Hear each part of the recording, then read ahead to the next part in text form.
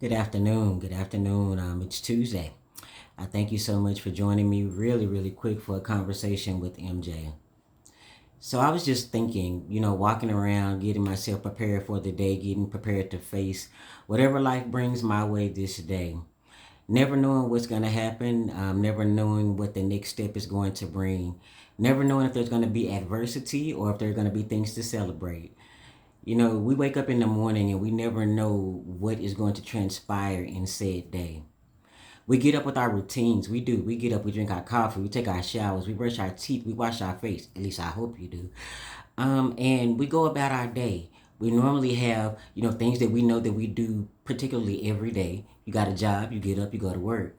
When you get to work, there are certain tasks that you normally have to handle. Most jobs are very repetitive, so you know that regardless of what day you get there are certain things that you're going to have to tackle once you get there. Or if you work from home. If you work from home, you sign into your computer, you put your headset on, whatever the case may be, and you tackle the task for that day. But we never know what that day is going to bring. We never know if we're going to receive a text message that just throws things totally to the left. We don't know if we're going to get on social media just to see what's going on in the community, and you find out that somebody that you've known 20 or 30 years passed away the night before.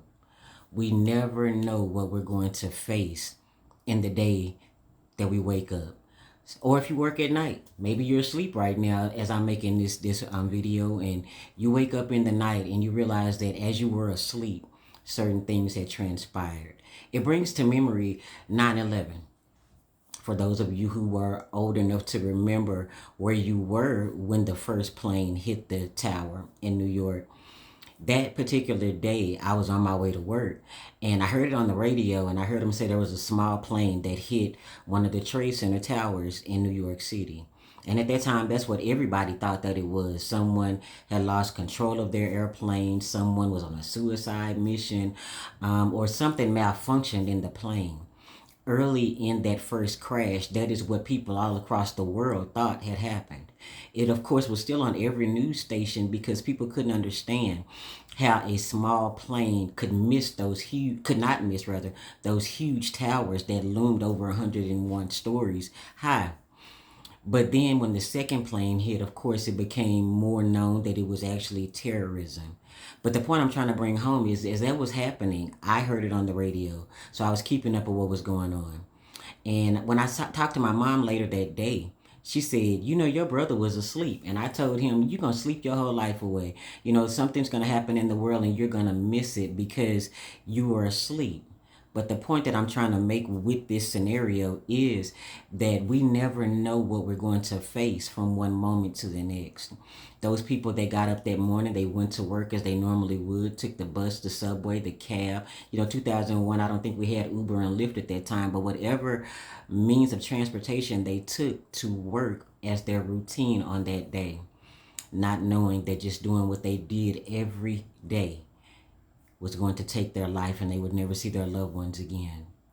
And I'm just saying that to say that when we wake up and we're facing the day, we never know what that day is going to bring. So when I look back at the last 12 months of my life, actually more than the last 12 months, when I look back, I'll say over the last 10 years, I often wonder with so many different trials and tests that I've faced, how in the world am I going to make it through it while I'm in the middle of it? This time last year, we were praying for my son to still be here. He had not passed away yet. And we were praying, God, we know you're able, you can perform a miracle. But when I look back 12 months later, in those moments, I said many times, I'm not going to make it through this. I said many times, I don't see how I can make it from one moment to the next, let alone one day to the next.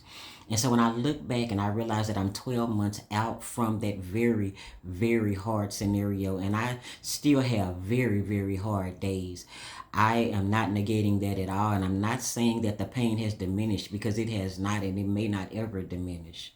But what I am saying is when I look back and realize that it's been 12 months, the only way that I have made it from one moment, 1 second, 1 minute, 1 hour, one day to the next, all the way up to this 12 months, has been because God has been with me all the way. There have been times that I feel like he wasn't with me. And I kid you not, if you've ever seen the movie The Prophet, the gentleman that's the prophet in the movie, he's like talking to God as if he's talking to somebody on the street. He's yelling at God and telling God, how could you do this? How could you do that? I'm going to be real with you. That's the type of relationship I've had from time to time with God because it doesn't make sense to me. And it'll never make sense to me because I'm human and his thoughts are higher than my thoughts and his ways will always be higher than our ways. But I just wanted to have this conversation to encourage someone today that when you look back and you wonder how you're still making it, or if people say, oh, you're so strong, you did a great job making it through this test or coming through that trial, and you still show up and you didn't let it stop you. Sometimes not letting it stop you is not because we don't have a choice to allow it to stop us, but it's because we do make the choice to still walk in the routine that we're used to. And we make the choice to decide that, you know, I've been strong before, so I don't have a choice but to be strong at this time. Or we look at the situation and we don't want to be a burden to someone else, so we keep chugging along and we keep pushing through. And that's the way that we look at it in our natural eye. But looking at it from a spiritual perspective, the only way that we as human beings, just as Job in the Bible, are able to make it through anything that we face is because God is with us all the way. So even in those times when you feel like God is not with you and you're mad at God and you're saying, God, this doesn't make sense, and you're saying, God, how could you? And you're saying, God, this is more than I can bear. Remember, it really is more than you can bear. And let me remind you this as well. There's not a scripture in the Bible that says he won't put more on us than we can bear. That scripture does not exist. However, he does give us more than we can handle so that we will turn to him and allow him to handle it for us. In our weakness, he is made strong. So when God created us, he created us knowing that we were going to be weak, knowing that we were going to face battles that were going to be bigger than us. That's why he gives us examples in the Bible. When people talk about David and Goliath, that's an example showing that God stepped in this little boy and showed him what was possible if he just took the faith that was on the inside of him and did what he felt he could do in order to kill the giant. There's no way in normal terms, in physical terms, that a stone should have hit this giant in the middle of his forehead and killed him. But it was the super God put with David's natural that hit the giant in the middle of the forehead and killed him instantly. So just know that when those battles come and they are bigger than you and they are more than you can handle and they are harder than anything that you ever thought possible, that it is okay to be weak. It is okay to admit that it's more than you can handle. It's okay to be mad. But just remember, when you look back and wonder how, it's just because God was with you as you were going through. He never left you. He's never forsaken you.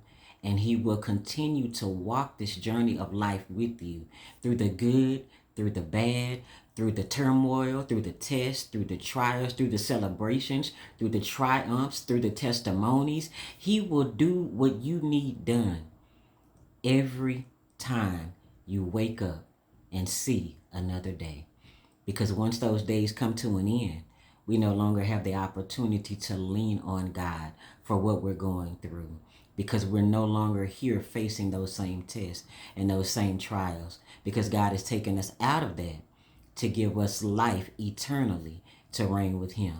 But we still have to do what we have to do while we're here on earth. So that's my conversation with MJ today, and I appreciate you for joining with me. I hope that was an encouragement to somebody to just look back and realize that when you said you couldn't by yourself, that was not possible, but only with God, because he was with you through it all. Be blessed.